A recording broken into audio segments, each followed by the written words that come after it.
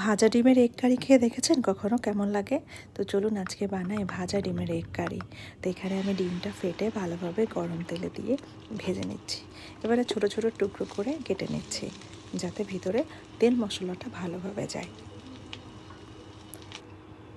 এরপরে ওই তেলেই আমি দিয়ে দিব কিছুটা পেঁয়াজ কুচি, একটু বেশি পরিমাণেই পেঁয়াজ কুচি দিতে হবে।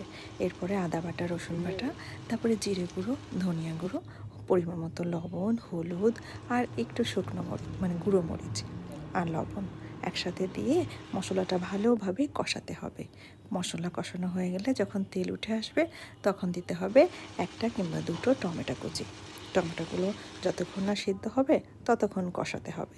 তারপরে আরও আমি কটা দিয়ে দিলাম কাঁচা ঝাল। কাঁচা ঝালটা দিয়ে এবারে ভালোভাবে আবার কষাবো যতক্ষণ না টমেটোগুলো একদম সিদ্ধ হয়ে গলে আসবে। এবারে গরম পানি দিয়ে দিব আমি সেই ভাজা ডিমগুলো।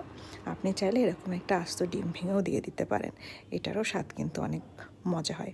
তো যাই হোক, এখানে আমি আবার দিয়ে দিয়েছিলাম পরিমাণ মতো গরম মশলার গুঁড়ো, তারপরে ধনিয়া পাতা দিয়ে এই যে এইভাবে গরম ভাতে খেলে কিন্তু দারুণ লাগে।